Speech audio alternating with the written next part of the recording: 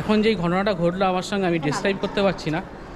যে এই যে এই শিব মন্দিরটা দেখছেন পেছনে, যেটা আমি ভিডিও শ্যুট করছিলাম, ওই যে শিব মন্দিরটা, ঠিক আছে, ওইখানে আমি দেখছিলাম যে কেউ নেই আপাতত। তো এমনিতেই আমাদের এই ক্যামেরা করতে বা ভিডিও করতে বারণ করে সব ভেতরে, কিন্তু এখানে কোনো কিছু বারণ করছে না গর্ভগৃহ ছাড়া, তাই জন্য সবাই এখানে ভিডিও করছে, ফটো তুলছে, তো আমরাও করছিলাম। হ্যাঁ, ভিডিও শ্যুট করছিলাম, কিন্তু এমন কি ঘটল যেটা অসম্পূর্ণ রেখেই আমি বাইরে বেরিয়ে চলে আসলাম। কিছুদিন আগেই দক্ষিণ ভারতের আনাচে কানাচে ঘুরে বেরিয়েছি। সেখানকার সংস্কৃতি আমাকে ভীষণভাবে প্রভাবিত করে।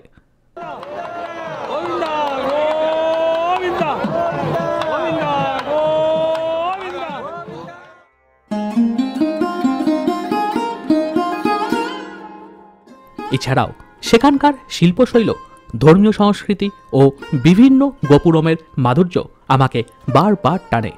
এইবারেও আমরা বেরিয়ে পড়েছিলাম দক্ষিণ ভারতের প্রসিদ্ধ মন্দিরগুলি দেখতে। আমাদের শুরুটা হয়েছিল হাওড়া স্টেশন থেকে।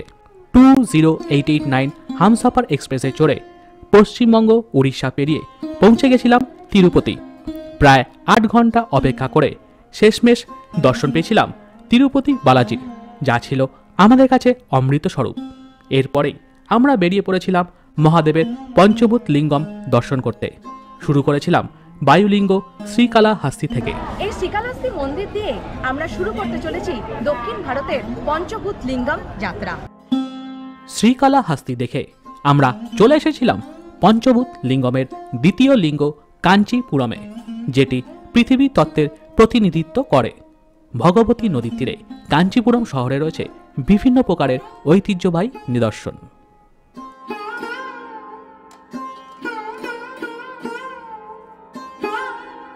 এই যে আম গাছটি আপনারা দেখছেন, এই আম গাছকে 4 বেদের প্রতীক বলা হয়। মনে করা হয় এই আম গাছে নাকি 4টে করে 4 রকমের পাতা থাকে এবং 4 রকম স্বাদের আম নাকি এখানে হয়। কাঞ্চিপুরম দর্শন করে আমরা চলে এসেছিলাম অরুণাচলম। এখানকার শিবলিঙ্গ অগ্নিতত্ত্বের প্রতিনিধিত্ব করে। মনে করা হয় এই শিবলিঙ্গ কর্তব্য, সদ্গুণ, আত্মত্যাগ ও অগ্নিকল্পের প্রতীক।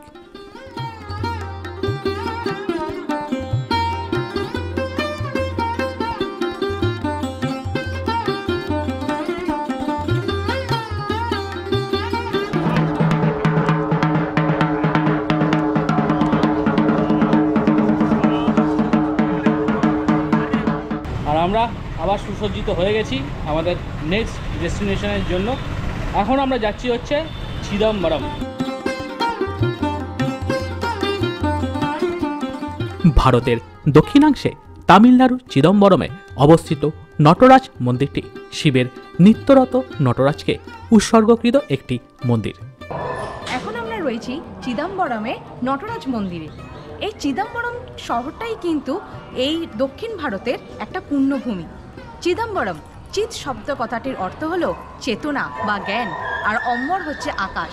চিদম্বরম দেখে আমরা পঞ্চভূত লিঙ্গমের শেষ শিবলিঙ্গ জম্বুকেশ্বরে চলে এসেছিলাম। চিদম্বরম থেকে ট্রেন ধরেছিলাম, ট্রেন আসতে লেট করেছিল প্রায় 20 মিনিট, কিন্তু সেটা মেকআপ করে দিয়েছে। একদম দুপুর 3টের সময় ঢুকিয়ে দিয়েছে তিরুচিরাপল্লিতে।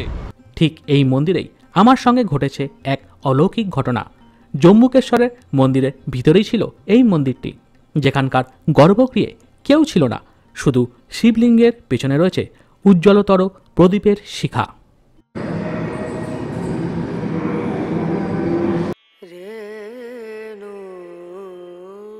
ভিডিওটি যাতে অকৃত্রিম থাকে সেই জন্য এরপর থেকে কোনো প্রকার এডিট আমি করিনি। যখনই আমি শিবলিঙ্গের ভিডিও ক্যাপচার করতে যাই, ঘটনাটি তখনই আমার সঙ্গে ঘটেছিল।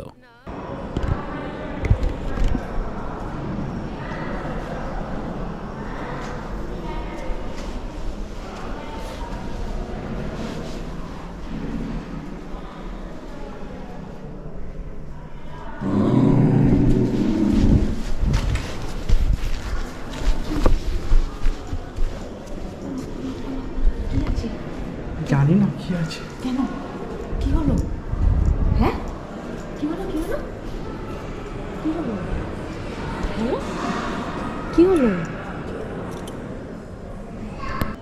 কেউ নেই, ঠিক আছে। তো আমি ভাবলাম যে ঠিক আছে, আমি একবারে ভিডিওটা করতে পারো খুব ভালো মতনই। হ্যাঁ, তো সেই অর্থে আমি গেছিলাম এবং আস্তে আস্তে যখন আমি নন্দীর ভিডিওটা করলাম, নন্দীর ভিডিও করার পর যখন আমি ভেতরে যাচ্ছিলাম, ভেতরে গিয়ে যখন একদম গর্ভগৃহের সামনে যখন চলে আসি, হ্যাঁ মানে কেউ যেন মানে একটা মানে এরকম মনে হচ্ছে যে কেউ হয়তো মানে ঘুমিয়ে আছে, তাকে আমি ডিস্টার্ব করছি।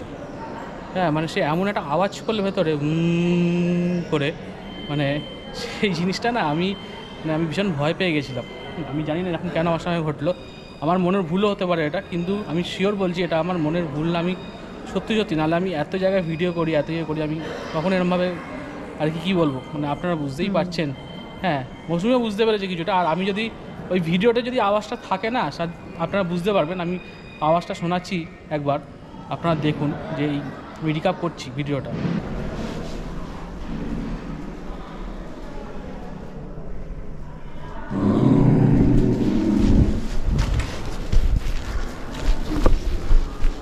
মানে আমি জাস্ট শুনলাম একটা ডিফারেন্ট একটা আওয়াজ, আর আমি ওই সময় মনে মনে ভাবছিলাম কি ঠিক এরকমই গর্ভগৃহে শিব ঠাকুর রয়েছেন, ঠিক এরকমভাবেই এখানেও রয়েছেন। আমি ওটাই ভাবছিলাম যে একই রকমভাবে গর্ভগৃহ সাজানো, আলো জ্বলছে, প্রদীপের আলো। আমি ঠিক এটাই ভাবছিলাম, আর দেখি ও মানে খুব তাড়াতাড়িভাবে চলে আসছে। আমি এরকম কখনো দেখিনি ওরকমভাবে করতে। ভালো মতো কেউ ভিডিও করতে না করছে বলে অবশ্যই আমি ভেবেছি যে ভেতরে কেউ আছে, আমাকে বকা দিচ্ছে বা কিছু, হ্যাঁ, কিন্তু আমি ভেতরে কাউকে দেখলাম না। সেটাই। হ্যাঁ, তো মানে আশ্চর্যজনক একটা ঘটনা ঘটলো আমার সঙ্গে এই জম্মুকেশ্বর টেম্পল। এটা আমি সারা জীবন ধরে মনে রাখবো। সাধারণত আমরা এই ধরনের কখনো কোনো কিছু আপনাদের বলি না, কিন্তু কোনো রকম অপ্রীতিকর হলেও আপনাদের বলি না। আমার এটাই মনে হয় যে এই জন্যই হয়তো গর্ভগৃহে ভিডিও বা ফটো তোলা নিষেধ, যে কোনো রকমভাবে হয়তো ভগবান কিছুটা ডিস্টার্ব ফিল করেন বা কিছু একটা ব্যাপার আছে যে তাহলে এরকম। দেখুন না, এখন পুরো কেউ ফাঁকা। এখন দেখুন, আমি দেখাচ্ছি, দেখুন এই যে এই জায়গাটা আছে না, এই জায়গাটা পুষ্করিণী মতন আছে, ছোটো ডোবা মতন, জল নেই। আর ওই যে দেখুন দূরে দেখা যাচ্ছে শিবলিঙ্গ, ঠিক আছে, ওই জ্বলছে, ওই ভেতরে কিন্তু কেউ নেই। কিন্তু আমি ঢুকে ভিডিও করতে গেছিলাম, আমার সঙ্গে এরকম হলো। এখনও কিন্তু কেউ নেই। আমি চাইলে আমি এখন আবার যেতে পারি, কিন্তু আমাকে এমনভাবে একটা বকা দিয়েছে, হ্যাঁ, তো আমি আর যাওয়ার সাহস মানে করছি না আর কি। দেখুন এখন কেউ কিছু নেই, মানে আমরা খুঁজি যে কোথায় মানে বকা মানে ভিডিও করতে বারণ করছে, করবো না, কিন্তু এখানে কিন্তু ফাঁকা, কেউ নেই। আমি যেতে পারি ভিডিও করতে, কিন্তু আমি যেতে পারছি না। মানে আশ্চর্য একটা, কি বলবো আর, এটা যার যার বিশ্বাস। মানে আমি ওর চোখ মুখ দেখে এটুকুই বুঝলাম যে ও ভীষণভাবে ভয় পেয়েছে। আর আমি সিরিয়াসলি মানে আওয়াজটা এরকমই না, মানে কেউ ঘুমিয়ে আছে তো তাকে যেন আমি ডিস্টার্ব করছি, এরকম একটা আওয়াজ হলো। মানে আমি সত্যি ভয় পেয়ে গেছি। যাই হোক, হয়তো ভগবান আমাকে জানান দিচ্ছে যে তুই এত জায়গা ঘুরেছিস, এত জিনিস দেখেছিস আমার, ঠিক আছে, এই লিঙ্গ, এই শিবলিঙ্গ দেখেছিস, ওইখানে এই শিবলিঙ্গ দেখেছিস, কেদারনাথ গেছিস, অমরনাথ গেছিস, ঠিক আছে, আমার সত্তা কিছুটা হলেও তোকে একটা ভয়ের মাধ্যমে জানাই। হ্যাঁ, তো এটাই হচ্ছে আমার প্রাপ্তি। এত জায়গা ঘুরে দেখুন, এটা কিন্তু আমার সঙ্গে ঘটলোই 5 নম্বর এই লিঙ্গ দেখার সময়, যখন আমরা পুরোটা কমপ্লিট করলাম। মৌসুমি কিন্তু ঢোকেনি, মৌসুমি বাইরে দাঁড়িয়ে ছিল, আমি ভেতরে ভিডিও মানে করার জন্য গেছিলাম। এই জন্য আমার কথা জড়িয়ে যাচ্ছে। বাস্তবের মেলবন্ধন বড়ই কঠিন। তিনি কিভাবে, কোন প্রকারে তার অবস্থান জাহির করবেন, সেটা একমাত্র তিনিই বলতে পারবেন। সেই ঘটনার পর থেকে আমি ভাবছিলাম কতক্ষণে এই বিষয়টি আপনাদের সামনে তুলে ধরব, আপনারাই এর সঠিক উত্তর দিতে পারবেন। অন্যান্য সব ট্যুরের থেকেও এই ট্যুরটা আমার মনে ভীষণভাবে দাগ কেটে গেছে। তিরুপতি বালাজি সহ পঞ্চলিঙ্গমের 5টি মন্দির আমি তুলে ধরব আমার পরবর্তী ভিডিওগুলোর মাধ্যমে।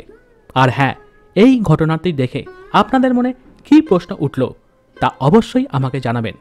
দেখা হচ্ছে খুব শীঘ্রই আপনাদের সঙ্গে পরবর্তী ভিডিওতে। হর হর মহাদেব।